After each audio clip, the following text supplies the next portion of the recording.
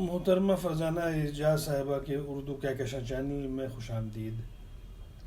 پیش ہے ایک سچی کہانی، راجہ میاں۔ سبسکرائب کا بٹن دبانا نہ بھولیے گا۔ سماعت فرمائے سچی کہانی راجہ میاں۔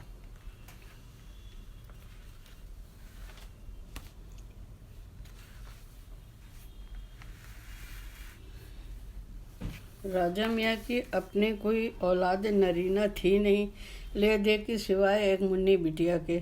منی بٹیا ہی راجہ میاں اور بیگم صاحبہ کے جگر کا ٹکڑا، آنکھوں کی روشنی اور تمام ریاست کی واحد وارث تھیں۔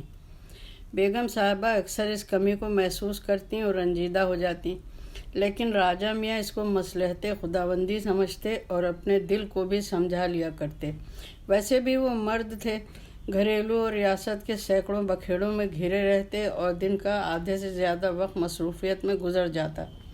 شام کی ملگجی روشنی پھیلتے ہی کلب چلے جاتے، واپس آتے تو منی بٹیا کے ساتھ خود بھی بچہ بن جاتے۔ پتہ نہیں وہ منی بٹیا کا دل بہلاتے تھے کہ اپنا۔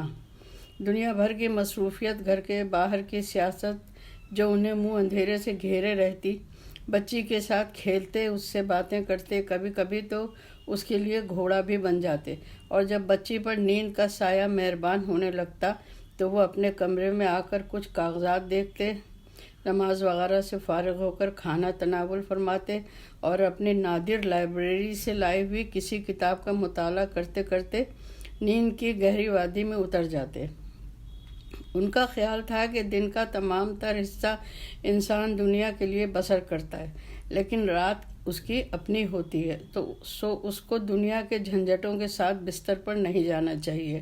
ان کا دستور تھا کہ سوتے وقت دستک دیا کرتے تھے۔ بیگم صاحبہ کو معلوم تھا کہ جہاں تیسری تالی بجے گی راجہ میاں سو چکے ہوں گے، پھر اگر کوئی انہیں آواز دے تو سوائے خاموشی کے کچھ ہاتھ نہ لگے گا۔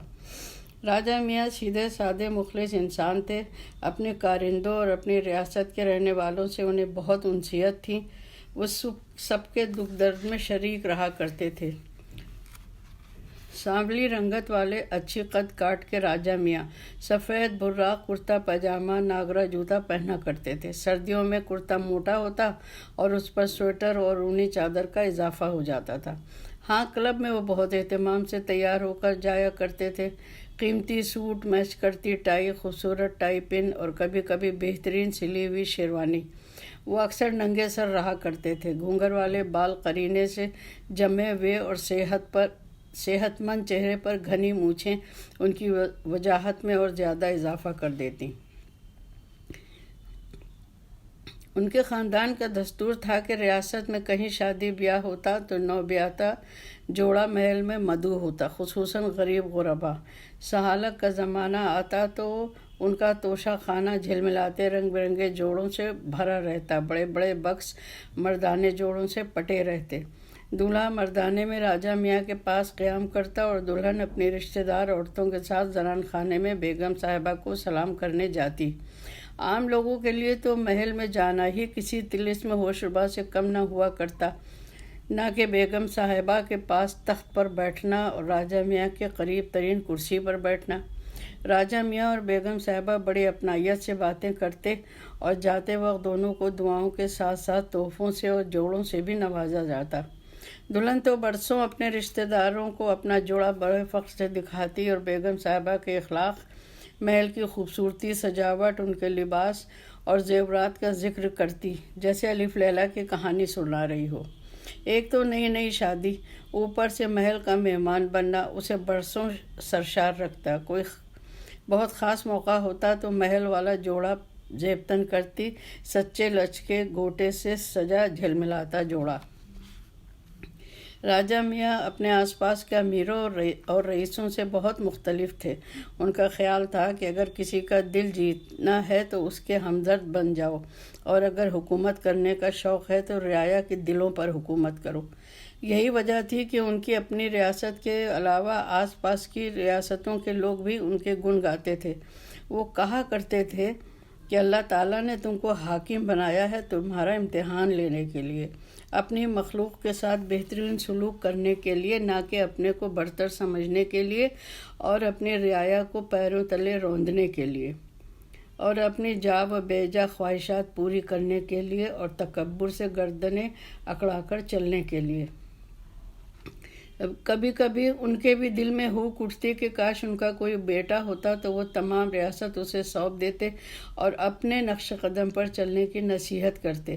انہیں اپنے ہم مرتبہ امراء کا برتاؤ بہت دکھ دیا کرتا جو وہ اپنی رعایا کے ساتھ روا رکھتے تھے۔ اکثر کلب میں یہی موضوع چھڑ جاتا تو وہ بہت دل گرفتہ ہو جاتے تھے۔ لوگوں کی دعاؤں اور ماں باپ کے سائے میں منی بٹیا بڑی ہوتی گئیں اور ایسا قد کاٹ نکالا کہ جو بھی ایک بار دیکھ لے وہ دوبارہ ضرور دیکھے۔ ساتھ ہی ماں جیسا مزاج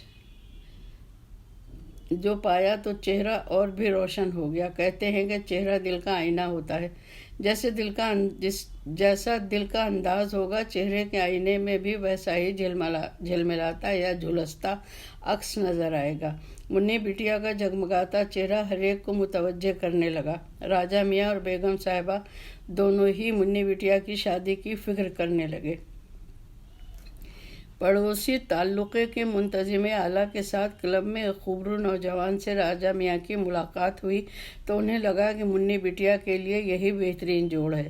نوجوان منتظم اعلیٰ کے بھائی کا بیٹا تھا، ابھی ولایت سے بیرسٹری پاس کر کے آیا تھا اور چچا کے ساتھ گھومنے پھرنے میں مصروف تھا۔ اپنے رکھ رکھاؤ اور بات چیت سے اس نے راجہ میاں پر بہت اچھا اثر ڈالا۔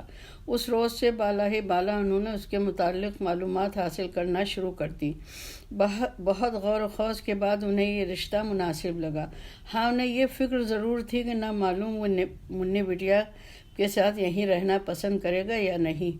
وہ کسی طور یہ بات اپنے منہ سے کہنا نہیں چاہتے تھے کہ مبادا ان کی بات رد ہو اور وہ خجل ہوں، لیکن یہ تو ان کی نیک نفسی تھی جو وہ یوں سوچ رہے تھے۔ منتظم اعلیٰ گھاگ آدمی تھا، وہ تو ایک پلان کے تحت ہی بھتیجے کو کلب ساتھ لایا تھا تاکہ راجہ میاں سے متعارف کرا سکے۔ جیسے ہی شادی کی بات طے ہوئی، منتظم اعلیٰ نے اپنی تمام تر چاپلوسی کو بروئے کار لاتے ہوئے راجہ میاں سے کہا، سرکار، شہزادی صاحبہ کیسے ہم غریبوں کی جھوپڑی میں قیام کریں گی؟ ساجد کی تو پریکٹس جمنے میں وقت لگے گا کہ وہ شہزادی صاحبہ کے شایان شان مکان تعمیر کرا سکے۔ اگر آپ اجازت دیں تو تب تک آپ کا غلام ساجد آپ کے زیر سایہ قیام کر لے۔ راجہ میاں معصوم انسان تھے، وہ بھلا یہ چال بازی کہاں سمجھ سکتے تھے۔ بہت خوش ہوئے، بولے، بھائی رہائش کا کیا مسئلہ ہے؟ ہم کو خوشی ہوگی اگر ساجد میاں ہمارے ساتھ رہیں اور ہماری ریاست میں پریکٹس کریں۔ ہم کو سکون ہوگا کہ ہماری ریاست کو ایک لائق فائق قانون داں مل جائے گا۔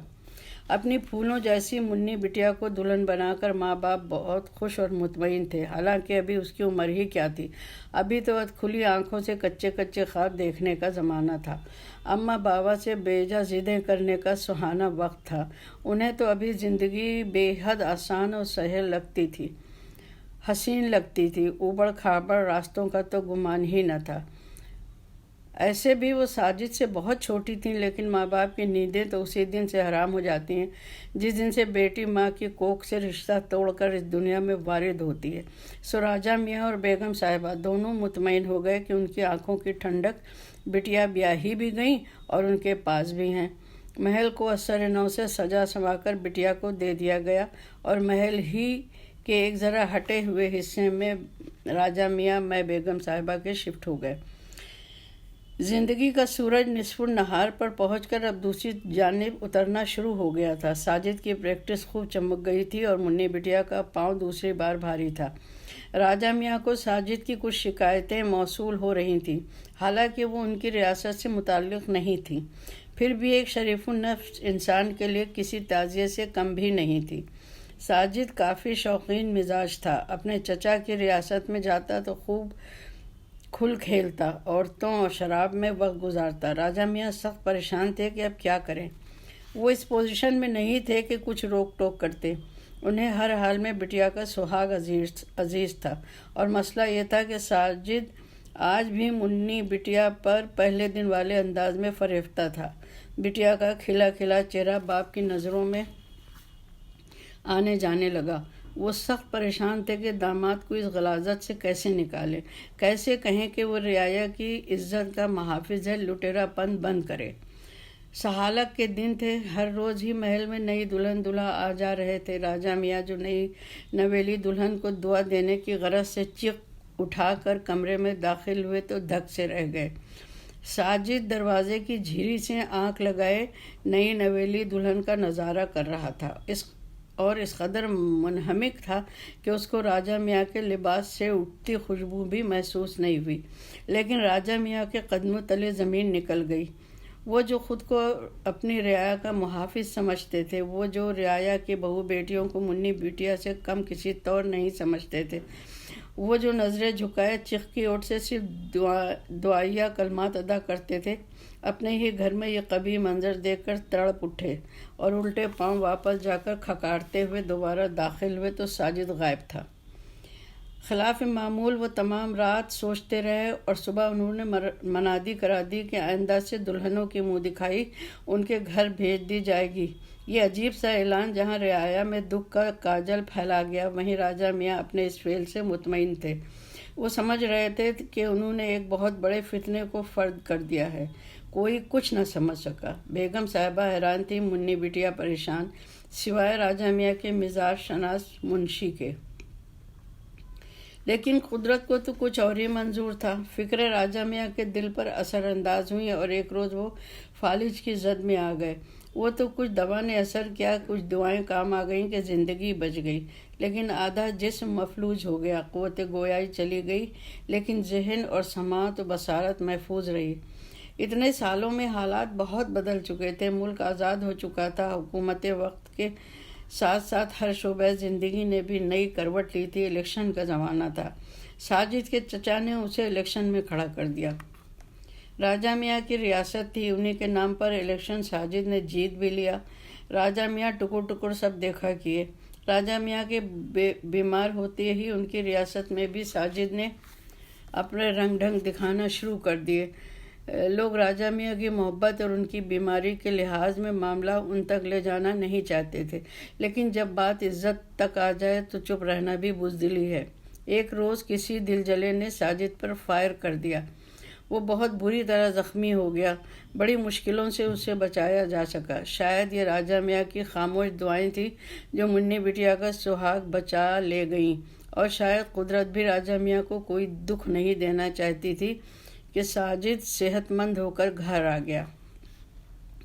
لیکن قدرت بھلا ان مظلوم عورتوں، غریب گھر کی انچھوئی لڑکیوں کی فریاد بھی کیسے مسترد کر سکتی تھی، جو زبردستی پکڑ پکڑ کے ساجد کی ہوس کی بھیٹ چڑھائی جاتی تھی، آخر وقت تک ہاتھ جوڑتی اور ساجد کی بہنوں کا واسطہ دیتی اور بلبلاتی رہتی تھیں۔